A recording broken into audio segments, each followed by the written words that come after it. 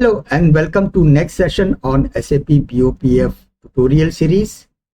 In today's session, we will be understanding the custom queries, guys, and the last custom query that we have created, we will try to implement that query in today's session. Now, we have seen that our custom queries should always go and implement an interface. The class that is actually we are defining in our query, that should always implement BOPF and /if/frw/query. That interface is has to, and we don't need to worry. We just give the class name, and when we double click, SAP BOPF will actually take us to SE24, and this particular interface is already attached to that class. Okay, so we don't need to worry. Second important thing is, during the runtime, IT selection parameters will be passed to us in that query method of this interface FRW query. There is a method query that will be actually taking this. Okay. Now, before we actually move on to hands-on, we know that okay, IT selection parameter will be provided, and there are certain other importing parameter and exporting parameters that you can see here, right? Now, in this importing and exporting parameter, we will have to understand, we know that okay, IT selection parameter will be given to us. There is one more object called query, I_underscore query, that we can reuse to fetch the query back to us. Okay, and what it will do, it will actually call this ET data. It should fill our ET data, ET key, if there is any message, all those things it should fill in. Now let us get into the system, guys, and try and understand how we can actually go and implement this method in order to get our query up and running. So let me now go to my SAP, and we were actually testing our SAP with this screen. Okay, let me now go to our BOPX transaction, open our business object, and in the node element for the contact node, we already have defined our query. Now this class we have just defined, gone there. By default it has taken this interface, attached it. By default it will take a superclass CLLibQ superclass, that is for library, for query of, and superclass will be added. Okay, now in the method we have gone and redefined this method, right? We had redefined this method, and this method we have not defined anything there. Okay, so before we go and do our coding, let us first understand what it has. Okay, now if you see here, the context key will actually give you the BO key, which is nothing but our object, business object key for our GMS contact object, root node key, and the current node key. So this root node key is the parent of the current node that we are working on. Since we are working on contact, which doesn't have any parent key, for us the root node key and the node key, they both will be same.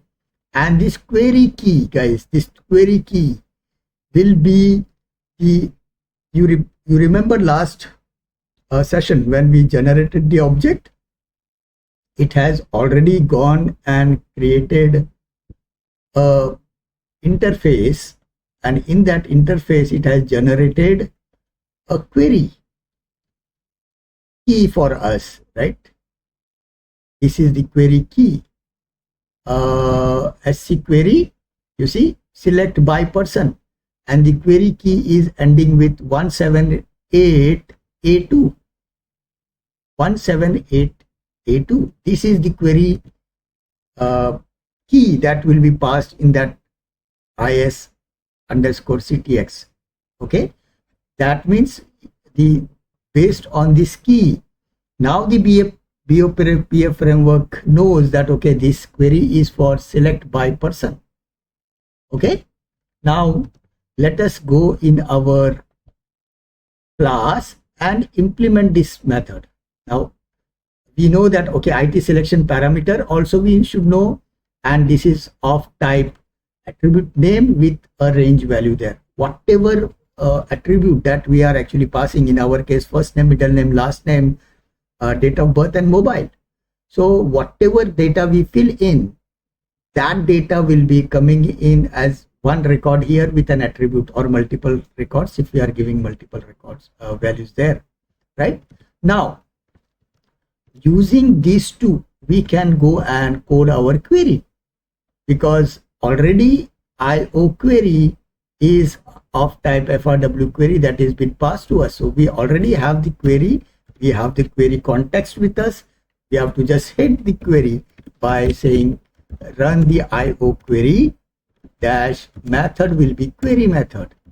Okay, and just type in and press shift enter, and you see now it is giving us a catch object, because it is giving the BOPX, as you can see, BOPX CX FRW, that exception it throws.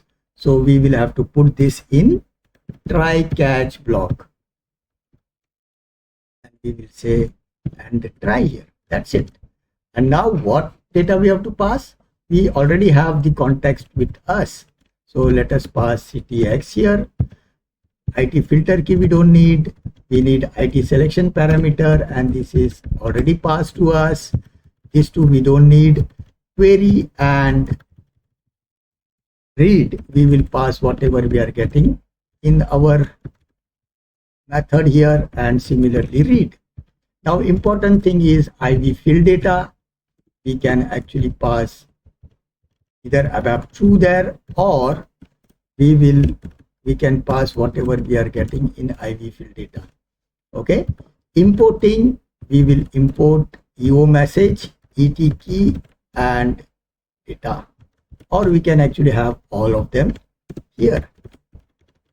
EO message, ET key, ES query data, query info and ET data. Okay, and remove whatever is not required. So with this change, let us see what happens to our query now. Okay, let me now go back to my BOBT transaction, guys, and in my BOBT, let me run that query by selecting by query, select by person. Here I am giving say Munir as the name, and I am just hitting it, and you see now I am getting the data back.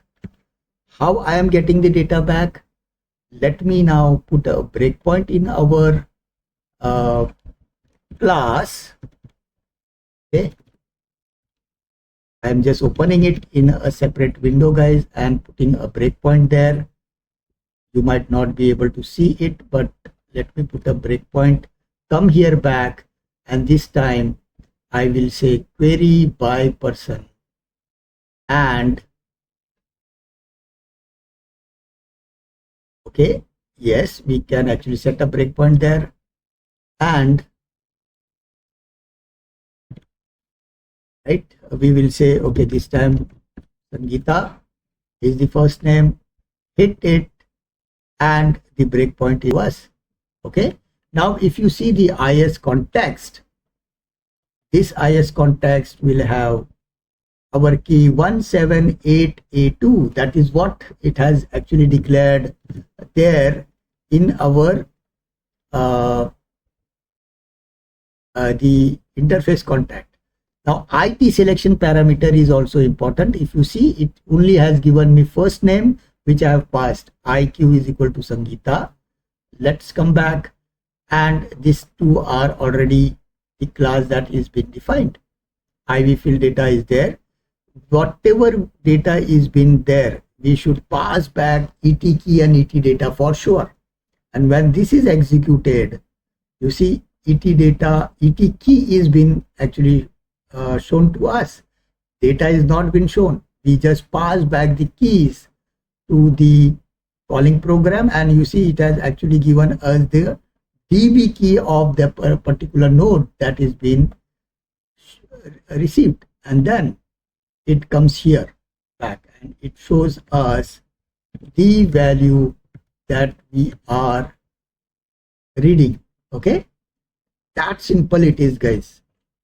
That simple it is. We don't need to worry on how the backend BOPF framework works, right?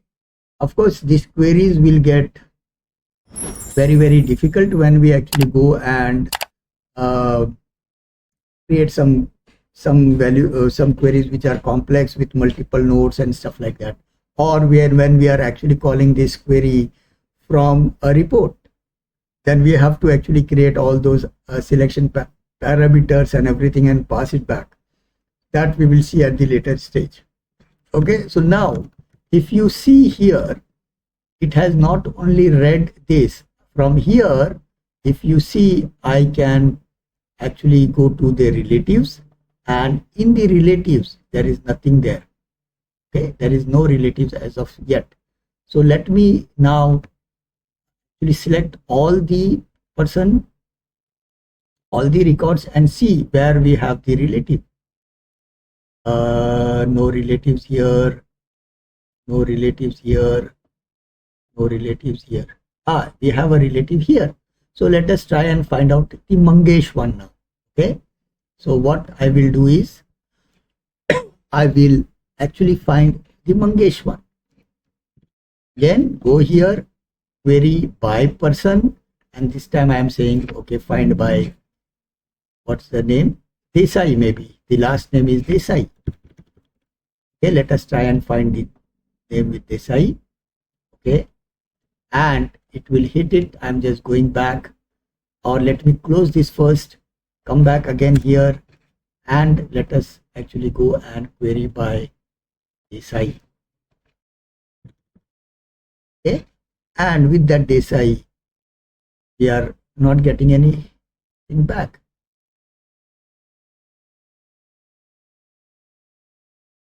What is the issue?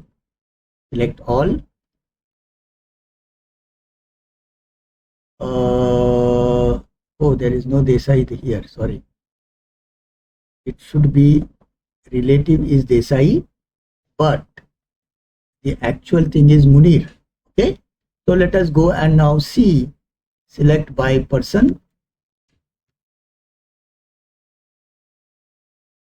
and I am going and checking with my surname, and let us see what we are getting. And this time it is shown me. So let me go back here again, come back and select by person is what I am doing, and this time I am going with my last name, and you see it has actually gone and selected this. That's the beauty of using the query, guys. Okay, pretty easy concept. By default, select all. We already have select star, select by element, whatever element you want to give. So this particular query that we have defined as a custom query can also be done by using a select by attribute, by just giving this many fields, and that will suffice. You don't need a separate custom query. So most of the queries is already being taken care by the standard two queries that SAP has given, which is select all and select by elements. So these two queries that we already have is already been taking care of most of the scenarios, guys. Most of the scenarios is been taken care. I wanted to actually show you these concepts also before we move on to another concept, because this was the only issue we had in case of custom query that is been done.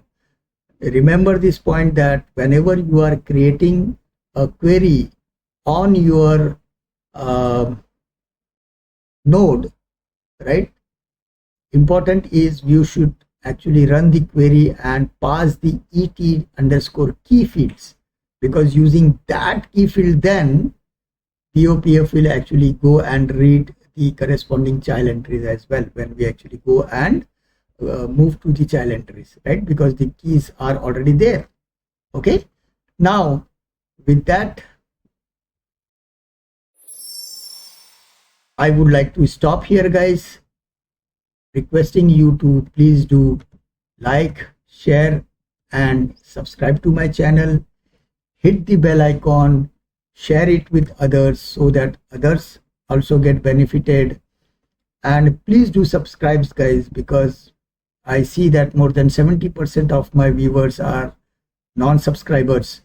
If you keep subscribing to my channel will grow, and that will give me more motivation to keep creating educational videos for you guys. So please do subscribe. If you want to help my channel, you can scan the QR code and try to help me with whatever way you can. You can also help me by joining my channel by clicking on the join button in your video. With that, I would like to stop here. Thank you and happy learning.